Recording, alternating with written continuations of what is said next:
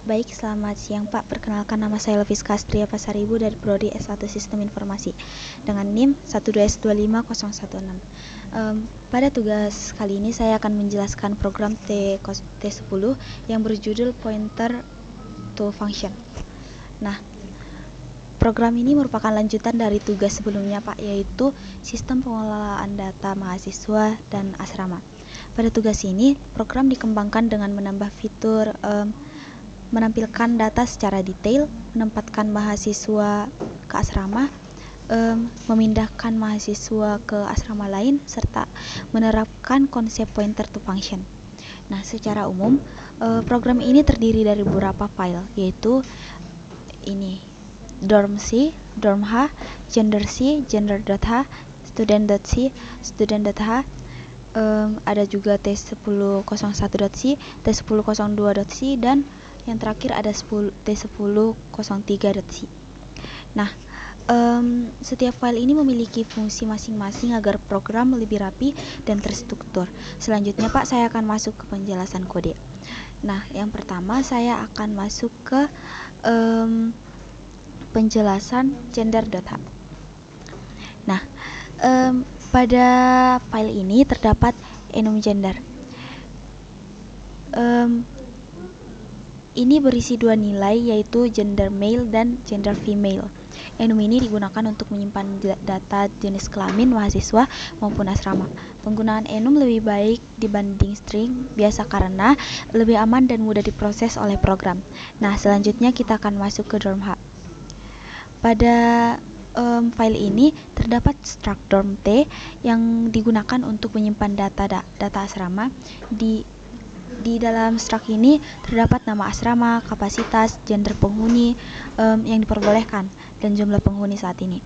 Nah, nama asrama pada variabel disimpan pada variabel name di sini. Nah, kapasitas disimpan pada capacity, terus ada jenis kelamin penghuni disimpan pada gender, sedangkan jumlah penghuni disimpan pada residence num. Nah, jadi jika sebuah asrama berkapasitas 5 orang dan saat ini dihuni 3 orang, maka residence num bernilai 3. Nah, berikutnya kita akan masuk ke file student.h. Pada file ini terdapat struct student.t. Student yang digunakan untuk menyimpan data mahasiswa. Isinya adalah ID mahasiswa, ada nama mahasiswa, tahun masuk, gender, dan poin ke dorm. Bagian yang paling itu adalah variabel dorm. Variabel ini bertipe pointer ke struct dorm.t. Artinya mahasiswa tidak menyimpan salinan data asrama, tetapi hanya menyimpan alamat memori dari asrama tempat dia tinggal. Jika mahasiswa belum memiliki asrama, maka pointer bernilai 0. Selanjutnya kita akan menjelaskan file dorm.c yang ini Pak. Nah, pada file ini terdapat fungsi create dorm. Fungsi ini digunakan untuk membuat data asrama baru. Parameter yang dimasukkan adalah nama asrama, kapasitas, gender. Kemudian ketika fungsi dijalankan, nama disalin ke struct, kapasitas diisi, gender diisi, dan jumlah penghuni diatur 0. Jadi setiap asrama baru sering mulai dari kosong. Berikutnya adalah file student.c. Nah, pada file ini terdapat fungsi create student.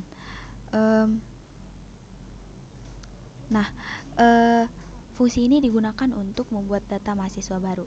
Parameter yang dimasukkan adalah ID, nama, tahun, gender, dan setelah data diisi, pointer dorm ini akan menjadi 0 karena mahasiswa belum ditempatkan di asrama manapun. Kemudian setelah library selesai, sekarang saya akan masuk ke file utama, yaitu T1001.c. Nah, baik, file T1001.c ini berisi task 1 yang menampilkan data secara detail. Program ini membaca input satu persatu menggunakan vgates. Setiap baris input dipisahkan dengan tanda pagar menggunakan strtalk. Jika komen adalah student 8, maka program membaca ID, nama, tahun masuk, gender, Kemudian setelah itu mahasiswa dibuat menggunakan create student yang ini, create student lalu menyimpannya ke array student. Kemudian jika komen adalah dorm 8, maka program membaca nama asrama, kemudian kapasitas dan gender. Setelah itu asrama dibuat menggunakan create dorm lalu disimpan ke array dorm. Berikutnya adalah perintah student print all. Yang ini Pak. Nah, perintah ini menampilkan seluruh mahasiswa dalam format biasa, yaitu ID, nama, tahun masuk, serta gender. Nah, selanjutnya ada student print all detail. Yang ini Pak. Ini adalah fitur tambahan, format outputnya adalah ID, tahun masuk, kemudian gender, nama asrama. Jika mahasiswa belum punya asrama, maka ditampilkan unassign. Kemudian program mengecek apakah pointer dorm bernilai 0 atau tidak. Jika 0 maka ditampilkan unassigned. Jika tidak 0 maka tampillah nama asramanya. Berikutnya Pak, ada dorm print all. Ini menampilkan nama asrama, kapasitas, dan gender. Kemudian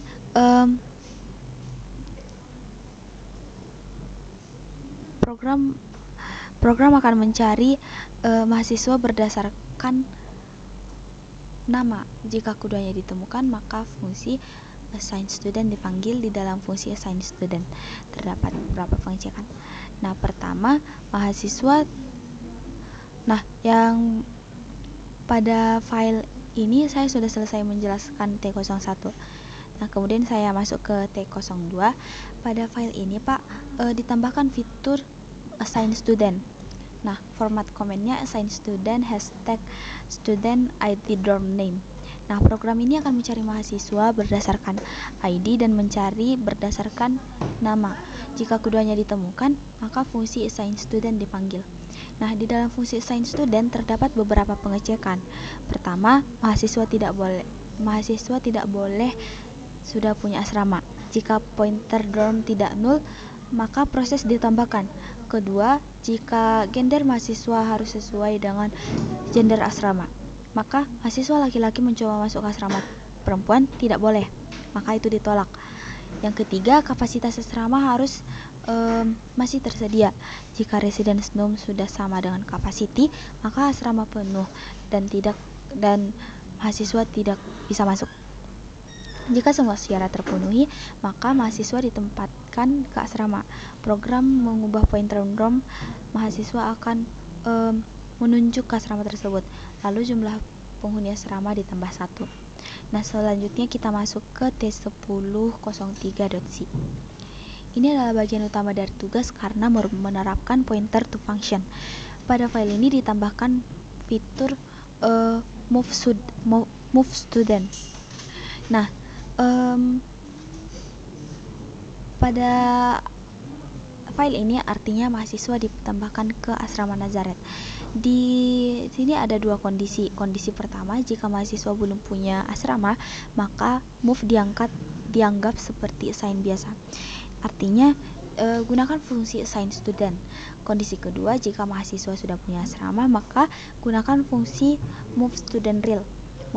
Fungsi move student real ini bertugas untuk memindahkan mahasiswa dari dorm ke dorm baru. Nah, langkah pertama, jumlah penghuni dorm lama dikurangi 1. Terus langkah yang kedua itu pointer dorm mahasiswa diubah ke dorm baru. Terus langkah ketiganya, jumlah penghuni dorm baru ditambah 1. Bagian terpentingnya dari tugas ini adalah pointer to function. Program ini membuat deklarasi yang artinya FP adalah pointer yang menunjuk ke fungsi dengan dua parameter, yaitu pointer student dan pointer dorm. Jika mahasiswa belum punya asrama, maka FP sama dengan assign student, dan jika mahasiswa sudah punya asrama, maka FP move student real. Setelah itu, fungsi dijalankan dengan FPSD. Nah, ini berarti program menjalankan fungsi sesuai dengan kondisi yang sebelumnya. Jika FP menunjuk ke assign student, maka mahasiswa ditempatkan. Jika FP menunjuk ke move student real, maka mahasiswa dipindahkan. Nah, konsep ini merupakan program yang lebih fleksibel dan lebih rapi dibanding menulis if else panjang. Secara keseluruhan, program ini menggunakan banyak konsep penting dalam bahasa C. Pertama, ada struct yang dapat digunakan untuk menyimpan data mahasiswa dan asrama. Yang kedua, ada enum untuk gender. Yang ketiga, ada pointer untuk menghubungkan mahasiswa dengan asrama. Kemudian yang keempat, ada function untuk memecah program menjadi bagian kecil.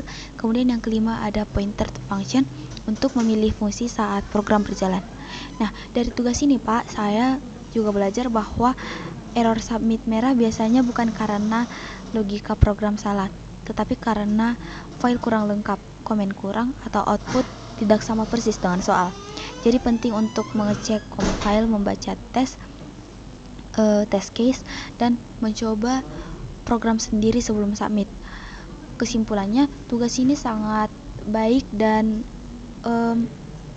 sangat baik untuk memahami bagaimana pointer bekerja di bahasa C, terutama pointer ke struct dan pointer ke function.